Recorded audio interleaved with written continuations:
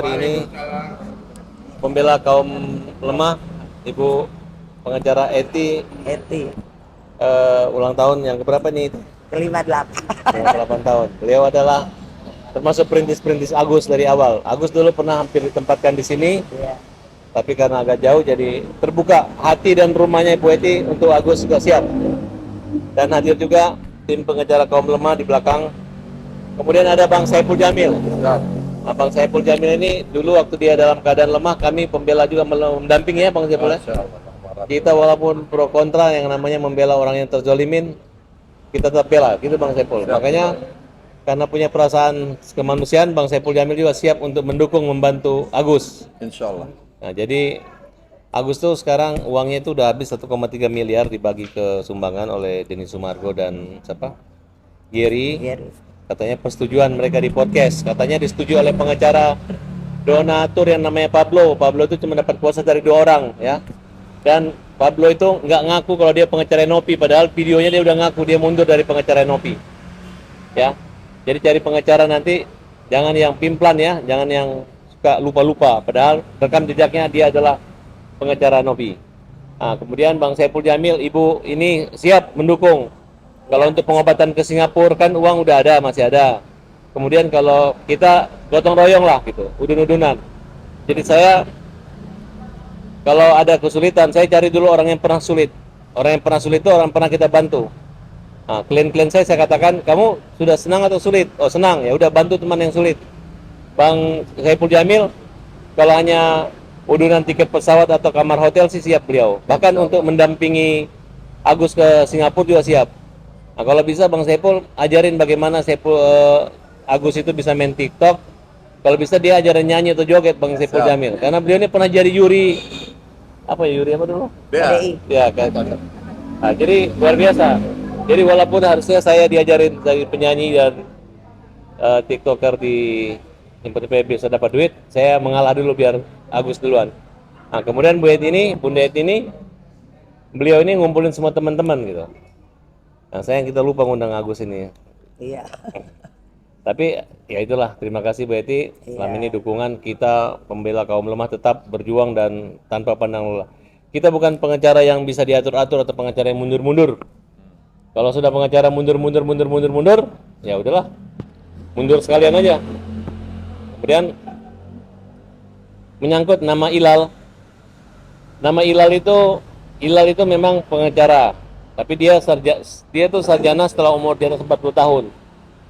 Nah, kemudian kemampuan atau berpengalamannya bagi kita masih di bawah orang yang magang gitu. Jadi banyak tidak dilibatkan. Karena lawyer itu harus bisa menjaga mulutnya. Tidak boleh menjadi kepanjangan bergosip ataupun mengadu domba.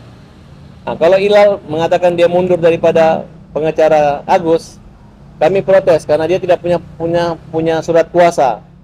Tidak ada surat kuasa. Jadi apa yang mau dicabut? Kalau mau cabut gigi, cabut rambut, cabut uban silakan. Tapi kalau cabut dari kuasa Agus tidak bisa, ya.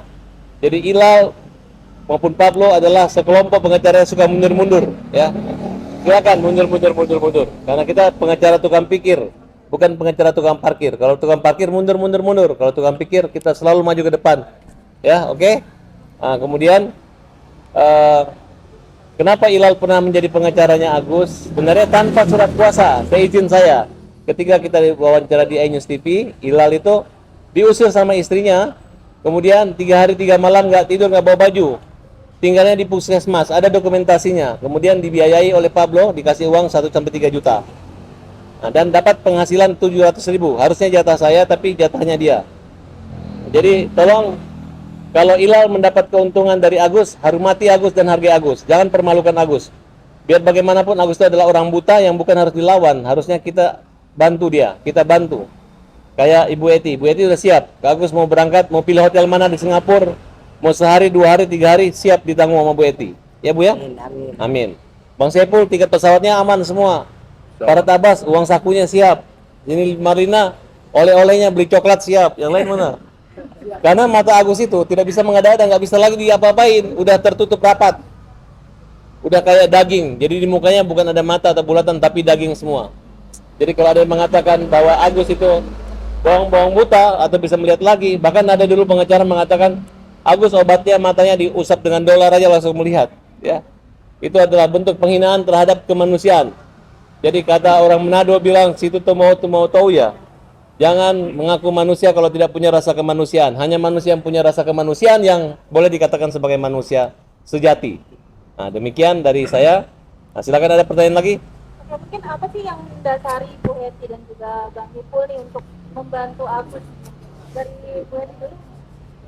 Kalau kami itu dari awal memang Bang Farad sudah sampaikan ke kami pada saat pertama kali. Karena memang kondisinya Agus seperti itu ya. Hari Bang Farad pernah sampaikan kan. Ya, pernah kesini Agus ya. Jadi saya pikir tidak ada salahnya kalau kita bisa membantu aja. Dan Bang Ipul mungkin Bang? Ya, karena kebetulan kita ini orang yang senang Nolong. saling membantu ya. Jadi begini, Bang Saiful Jamil ini orang yang mudah menolong, bukan yang menolong yang mudah ya Bang Ibu. Siap. Jadi pokoknya apa aja ditolong sama Bang Saiful Jamil. Nah itu saya senang, makanya begitu saya nawarin, tidak perlu proposal, Bang Ipul bantu Agus, siap. Nah, oke, silakan Bang Ipul. Yang keras suaranya.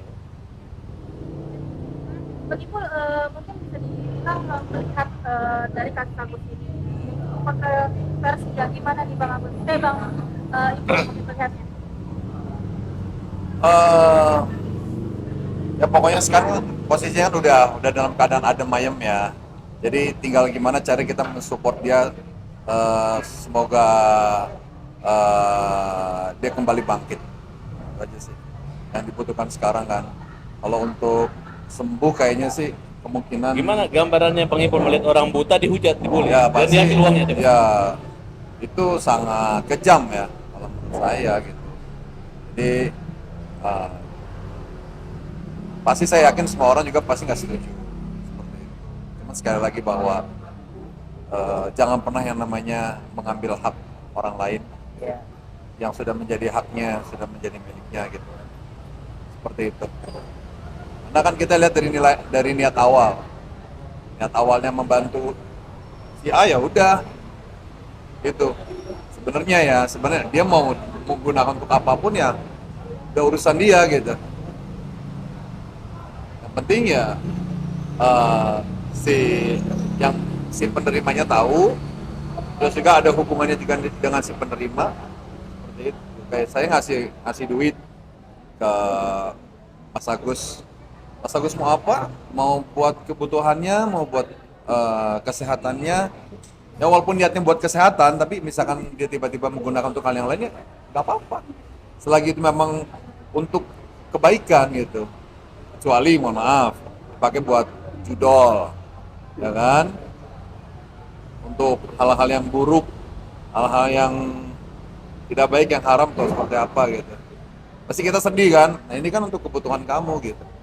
Seperti itu sih. Kalau menurut saya, kalau tidak dibesar-besarkan, saya rasa juga masalah ini nggak akan rumit ya. Gitu. Lihat juga banyaknya hujatan yang masuk ke Agus nih, gimana nih Abang? Yang namanya manusia hidup itu pro dan kontra pasti ada. Saya juga ada pro kontra kan, Bang Farad juga ada. Itu wajar. Ibu ini tahan banting, Bion.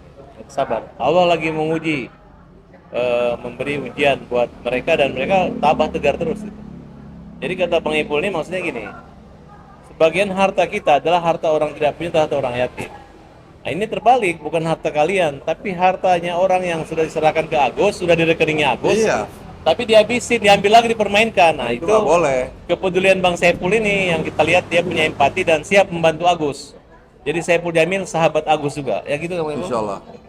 Pokoknya apa namanya ya, yang sifatnya kalau saya rasa sih udah masuknya udah ke zolim ya. Saya rasa seperti itu. Seperti saya bilang tadi, kita udah menyerahkan duit ini ke Agus. Ya, Agus mau manfaatin untuk apa? Mau bayar utang, ya nggak apa-apa. Kalau menurut saya, yang penting itu memang utang bersama, utang keluarganya atau siapa gitu kan, atau untuk pengobatan memang niatnya buat pengobatan, tapi ya udah yang penting gue udah kasih lu gitu. Intinya seperti itu. Yang penting gue udah kasih lu mau manfaat untuk apa ya udah terserah, itu tanggung jawab lu. Yang penting gue udah serahkan, niatnya gue buat pengobatan. Seperti simpel gitu.